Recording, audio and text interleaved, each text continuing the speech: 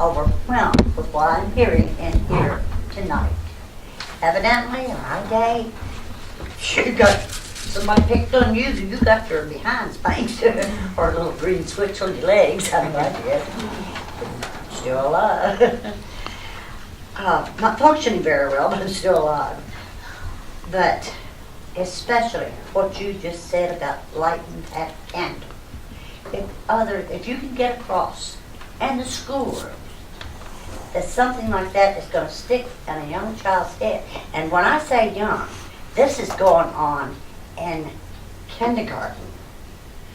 I won't call the school, to a 5-year-old child that was sitting in the cafeteria, had food thrown down for clothing, was spit on by the very same child that did that. She goes on to the mom, and the mom says, "What happened to your clothes?" So the child says, "Oh, he did all this to my clothing." And when she related that to me, I thought, did he give a reason? No, the child just turned home and told me that it happened. So she approached the teacher at my suggestion to let them know that she was aware that this was happening. In her opinion, it was bullying by another 5-year-old child. I'm a very big advocate of this bullying program, only because I had an article sent to me over the internet by someone who claimed to be a large advocate and has written many books on the subject, who wanted to claim that the schools had nothing to do with any bullying going on, that it was all the parents' fault. Don't blame the teachers. But from what I've heard here tonight, and heard how wonderfully that the schools, the teachers, the principals are interacting with the children tonight, I'm much more convinced she's wrong. I admit there are some parents who are oblivious to not just bullying, but anything that's going on with the children. Lord forgive me. But nevertheless, and I didn't come here to be a crying tale, but this bullying started in kindergarten with my son.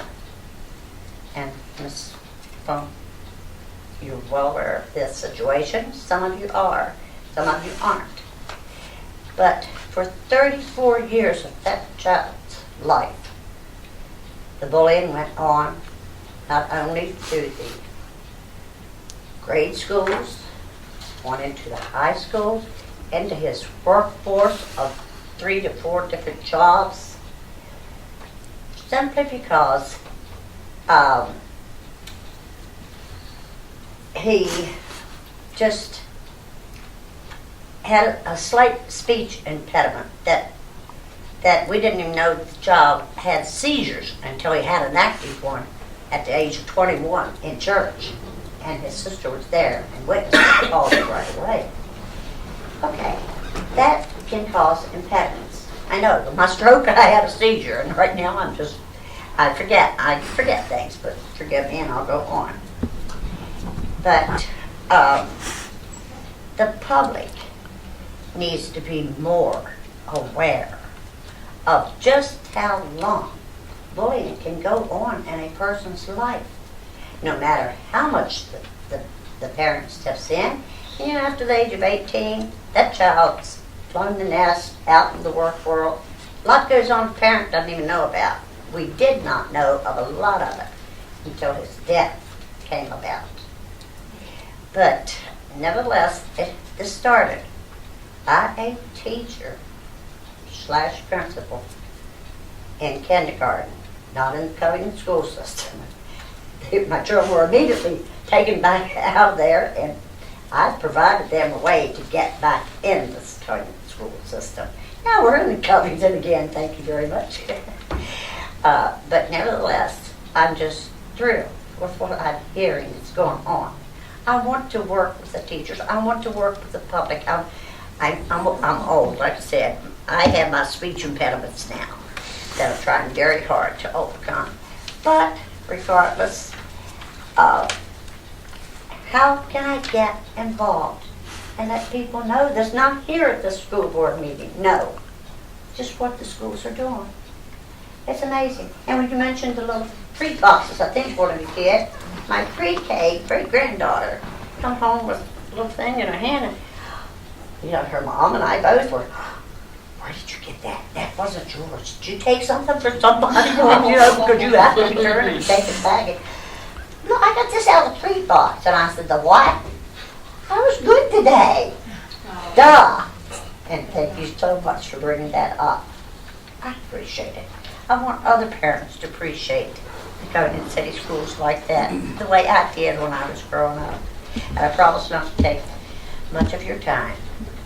But if I can keep getting feedback from others as to what position I can take, I know my children haven't. I've got an email right here that my son wrote. Well, one of my 3 sons that was left after this one's death, about how it affected them when this bullying went on with this brother of theirs. And I think there was 300 and some lights, emoticons with the teardrop. And I think I stopped reading at 111 comments of just how many friends this son had. But he didn't know it. He did not know it. I want everyone to be able to share that this is a bigger problem than what anybody could ever conceive. And I will relate one more thing, and I'll sit down. Well, I'll shut up and then I'll sit down if I don't fall down first. But I also have another grandson that lives in another city, but his father was raised here. I feel like Mr. Reed could probably relate to a lot of my sons because he was a very kind and giving advice person to Alleghany High School students when they had to transfer on out of the city schools. But nevertheless, it affected him greatly. He wrote this article, and if I could just voice the way he expressed it, and I have this right here on my cell phone, but I didn't come here to be a crying towel. I just want to see what input that these city school boards, hopefully all school boards, teachers, parents, encourage the parents to get involved. I loved my PTA for my whole Edgemont years for my children to be able to go and help that teacher, do volunteer work for them, take a child aside and sit and console them, take a child aside and talk with them about why did you feel like you had to do that. That child needed a candle lit. You know? That was my purpose of coming here tonight. And I appreciate you so much for letting me speak.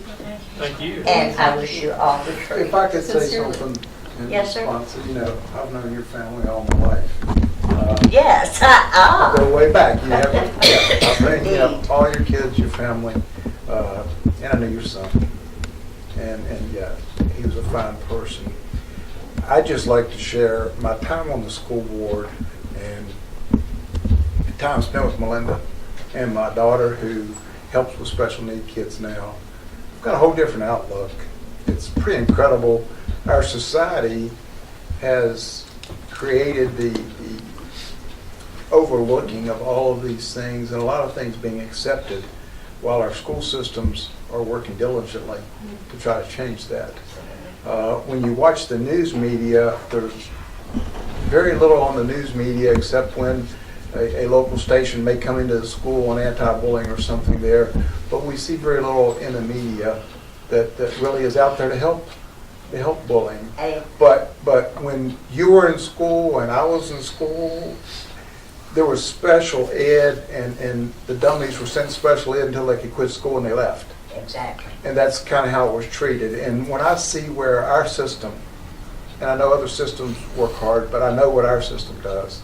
And again, with special attachments now, and my daughter, who was a teacher at Rivermont for a while, You know, that's a tough thing. And Melinda, with all the conversations about special needs kids, it's absolutely incredible what our school system does. And I'm saying that with some comfort to you besides what you hear, that I have gotten a huge education on how tough it is. But the saddest thing too is there are a lot of parents who ignore and allow it to happen too. And that education out there needs to carry over to them and the importance of it. They can easily put the blame on the school and depend on somebody else to do it because they're too busy. And that has gotten to be a real tough thing, and I see that. Everyone's lifestyle is so busy that they ignore a lot of things that are going on. And our personnel in our schools are working so hard to do everything they can during school hours and sometimes even after hours to help that. So, you know, just like to share with you from this side of things and my involvement with the school system that you know, I think it's great. You know, everybody does a lot.